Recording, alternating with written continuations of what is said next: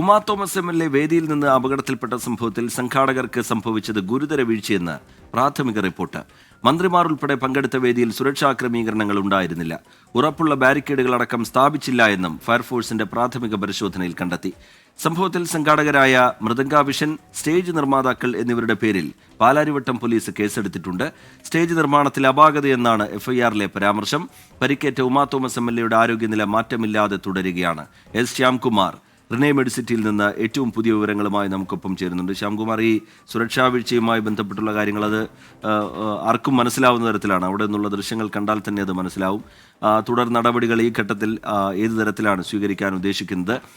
ഏറ്റവും പ്രധാനം ഉമാ തോമസിന്റെ ആരോഗ്യനിലയുമായി ബന്ധപ്പെട്ടുള്ള വിവരങ്ങളാണ്. ആശുപത്രി ഏറ്റവും ഒടുവിലായി എന്തെങ്കിലും വിശദീകരിക്കുന്നുണ്ടോ ശ്യാംകുമാർ?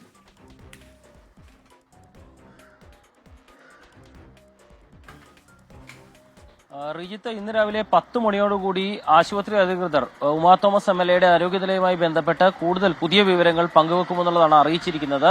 അത് രാവിലെ ഡോക്ടർമാരുടെ സംഘം ഒരു മീറ്റിംഗ് ചേർന്ന ശേഷമായിരിക്കും MLA-യുടെ ആരോഗ്യനിലയിലുള്ള പുരോഗതിയെ സംബന്ധിച്ച് വിവരങ്ങൾ കൈമാറുക. അതേസമയം തന്നെ ഇന്നലെ ഉണ്ടായ അപകടത്തിൽ സംഘാടകർക്കുണ്ടായത് വലിയ സുരക്ഷാ വീഴ്ചയാണ് എന്നുള്ളത് സംബന്ധിച്ച് വ്യക്തത വന്നിട്ടുണ്ട്. അതേ തുടർന്നാണ് പോലീസ് ഇപ്പോൾ കേസെടുത്തിരിക്കുന്നത്.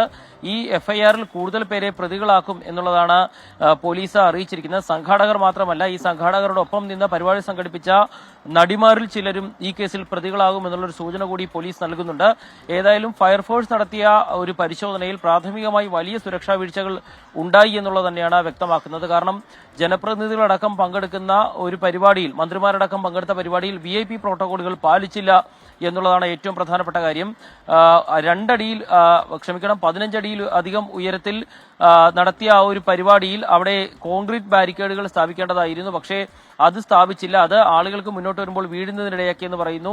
രണ്ടാമത്തെ കാര്യം, ഒരു വരിയിൽ തന്നെ ആളുകൾക്ക് നടക്കാൻ ഉള്ള സൗകര്യമിടാതെ അതേ സ്ഥലത്ത് 2 വരി കസേര ഇട്ടത് കൂടുതൽ തിക്കിത്തിരക്കിനിടയാക്കിയെന്ന് പറയുന്നു. മൂന്നാമത്, പുൽത്തകടിയിൽ നടത്താൻ ഉദ്ദേശിച്ചിരുന്ന പരിപാടി വേദിയിലേക്ക് മാറ്റിയത് ഫയർഫോഴ്സിന് ഉൾപ്പെടെ അറിയിച്ചില്ലായിരുന്നു. ഇതും ഒരു ദുരന്തമുണ്ടാക്കാൻ ഇടയാക്കി എന്നുള്ളതാണ് കണ്ടെത്തിയിരിക്കുന്നത്. ഏതായാലും ഇതുമായി ബന്ധപ്പെട്ടുള്ള വിശദമായ റിപ്പോർട്ട് ജില്ലാ ഫയർഫോഴ്സ് DGP-ക്ക് ഇന്ന് സമർപ്പിക്കും. ഏതായാലും ഈ കേസുമായി ബന്ധപ്പെട്ട കൂടുതൽ നടപടികൾ ഉണ്ടാകുമെന്ന് പോലീസ് അറിയിച്ചിട്ടുണ്ട്. നിലവിൽ സ്ഥാപിച്ച സ്റ്റേജ് പൊളിച്ചു മാറ്റരുതെന്ന് പോലീസും നിർദ്ദേശം നൽകുകയും ചെയ്തിട്ടുണ്ട്.